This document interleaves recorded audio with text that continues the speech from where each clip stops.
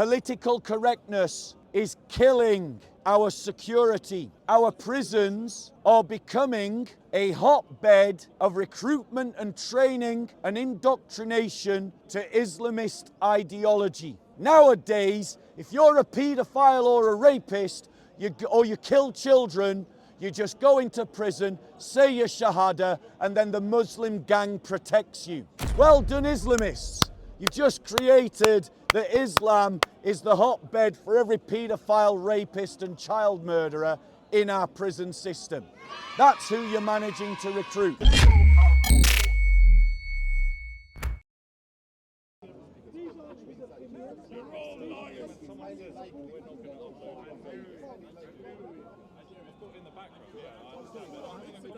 Right, ladies and gentlemen, what I'm going to try and talk about is about the need for urgent reform in our prisons.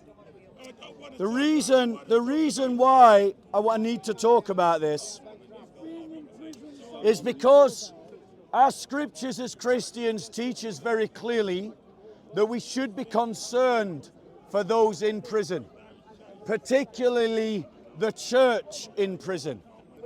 It says this in places like in Hebrews 13:3, where it says, "Remember those who are in prison as though in prison with them, and those who are mistreated, since you also are in the body."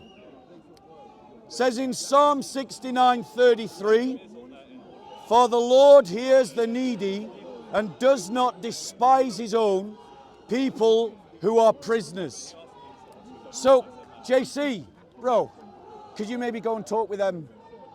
So in terms of scriptural principles, guys, in terms of scriptural principles, God has a concern for his people that are in prison. And as we as Christians who are called to reflect his heart, we are also supposed to have a concern for those that are in prison. However, there is a problem developing within the British prison system. And so the MP, Robert Jenrick, has raised awareness about this, and it is about the Islamist prison gangs operating in the prison system. I read from the Conservative and Reformer Post. It's a conservative journal, goes out to conservative-minded people. It says the following: calling for urgent reform, the former immigration minister laid out a series of measures, including overhauling Rule 46A to make national security a top priority, cutting back judicial interference in the operation of prison decisions, expanding the use of separation centres to isolate radical elements, and most critically, protecting prisoners who refuse to submit to extremist influence. Read that as Islamist influenced. Move closer. Now, it goes on. Mr. Jenrick's comments are likely to ignite fierce debate in Westminster, where concerns over Islamist radicalisation in prisons have been steadily mounting from the Conservative benches. Critics of the current system have long argued that extremist inmates use religious cover to recruit vulnerable prisoners, enforce control through intimidation, and plan future attacks from behind bars. The point that this article is trying to talk about is the fact that in our prison system right now, there is almost a free-for-all occurring where Islamist gangs are bullying and harassing and attacking those who are not Muslim inside the prison. Resultantly, this has led to forced conversions of people inside prison to Islam. It has resulted in, particularly committed Christian prisoners being put in isolation wings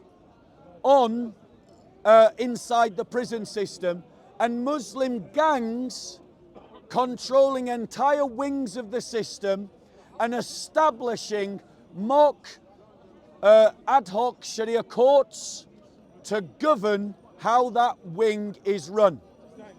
Those who are not Muslim can be attacked if, for instance, they should disturb the Friday prayers in some way by maybe playing their TV too loud or shouting too loud.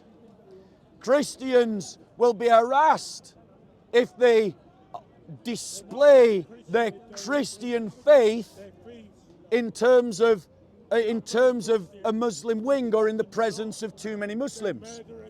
Now let's be clear, as we read in the Bible, God has a concern for his people in prison.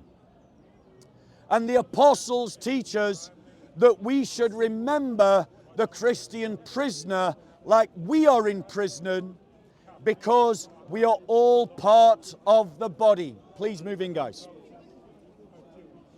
Now, ladies and gentlemen, this problem is developing for a number of different reasons. Partly it's because of underfunding of the prison service. It isn't receiving enough funding. It's partly because there has been an intellectual snobbery that has swept the establishment, that has decided that it's best to run our prisons with graduates rather than ex-cops from council estates or ex-soldiers from council estates, because it's preferable to have pen-smart people rather than street-smart people running not just our prisons, but also our police. The reality is that has meant that we have lost a lot of experience amongst the screws, amongst the prison guards. Not that they like to be called guards, I don't think. This has resulted in inexperienced prison guards who are too young, too inexperienced, not confident enough, not strong enough to stand up to these Islamists, being outsmarted by them, intimidated by them, and thus cowering from them, giving them a free run of our prisons. Furthermore, we've had interference by political correctness. The state, because it will not pick a side religiously, will not say that Islamists are a problem. It will just say radicalism is a problem. But how then can you distinguish between Islam and Islamist? The state has said that once a prisoner is in prison for one offence, the prison then has to build up evidence that a certain prisoner is radicalising, so they have to reinvestigate them, build a case against them before they can act, which results in prisoners being able to go on again and again, year after year, before the prison system actually does something about their radicalisation efforts. Political correctness is killing our security. Our prisons are becoming a hotbed of recruitment and training and indoctrination to Islamist ideology. And the state, because it is liberal, cannot think what to do about it and doesn't try to do anything about it. And when it does try, it acts like soy liberals. In other words, the problem is individualistic, it's not collective, it's not cultural. But the problem is the grip of the Islamist gangs in our prisons is now a culture. It used to be amongst prisoners that if you had murdered a child or you raped a woman, and you went to prison, the other prisoners would hand out their other forms of justice to you.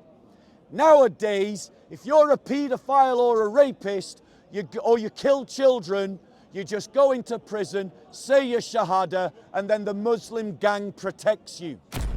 Well done, Islamists. You've just created that Islam is the hotbed for every paedophile, rapist and child murderer in our prison system. That's who you're managing to recruit. Now, ladies and gentlemen, the problem gets worse. Because our state is effectively neutral on the subject of religion, we also have the issue of Islamist chaplains, prison chaplains, who under the guise of being a Muslim chaplain are using their position and authority to push away any good Christian ministry from the prisons, ensuring that only the Church of England, and thus a guarantee for ineffective work, is done inside our prisons. Thus the box is ticked without any threat to the progress of Islam in our prison system. The idea that our prisons have a system of law running the wings should be something horrific to us. Last year, 20-odd Christians took the Home Office to court for failure to protect them from harm from Islamist gangs.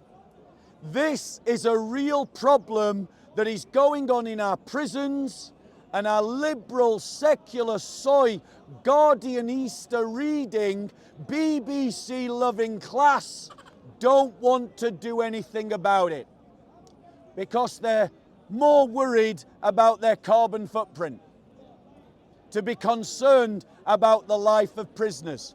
And also, lots of conservative voices don't want to have compassion for prisoners because they think that they are getting what they deserve.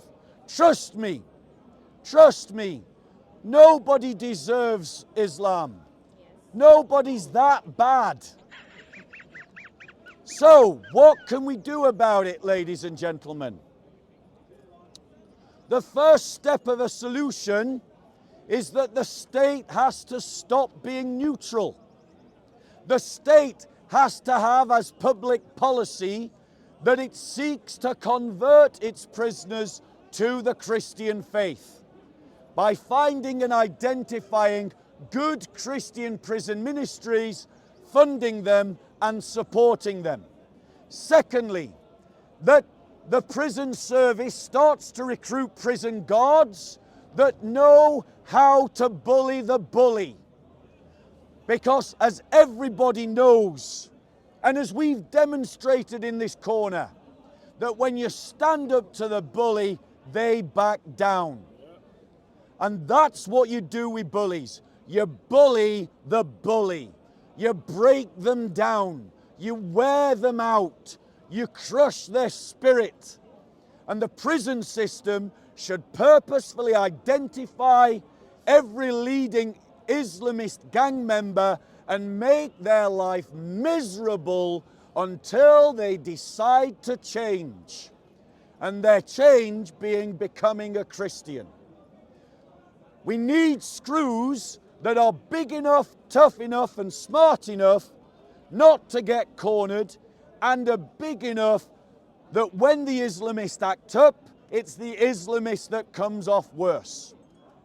Thirdly, ladies and gentlemen, for the toughest cases and for within the prison system only, we need to bring back hanging. I couldn't agree more. Those that cannot be changed should simply be hanged. We do not need to tolerate Islamists. We should not tolerate Islamists. And if we cannot reform them, then let's simply get rid of them. Fourthly, the church in prison, until such a time that the state steps in and protects it, must organize itself as its own gang. And Christians in prison need to stick up for one another. And Christian prison guards need to help those Christians defend themselves. And all of us Christians outside of prison need to be doing all that we can to help the Christians in prison. By putting pressure on the Home Office, by sending in support to the prisoners in terms of letters of encouragement and visits, and creating pressure groups on the outside on their behalf. The only way that you can deal with a bullying mentality is you have to be tougher and harder than them. I understand that. Most of you understand that.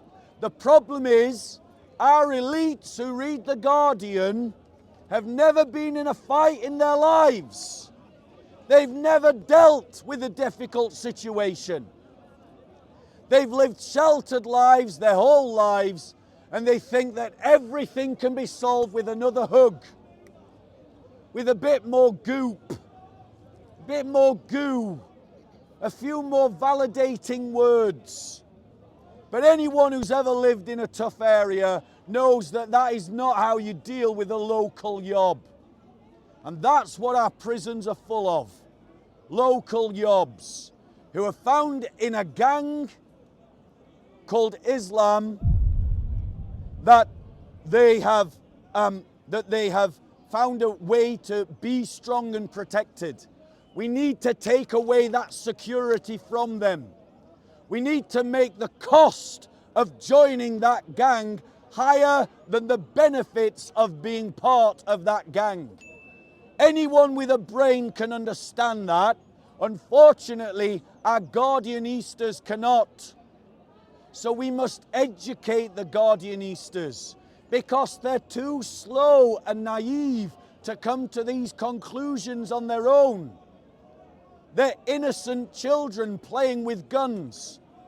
And we must take the guns away from them before they hurt themselves or anyone else. As Christians, I want to be clear. It isn't the particular job of a special ministry to help and care for Christian prisoners.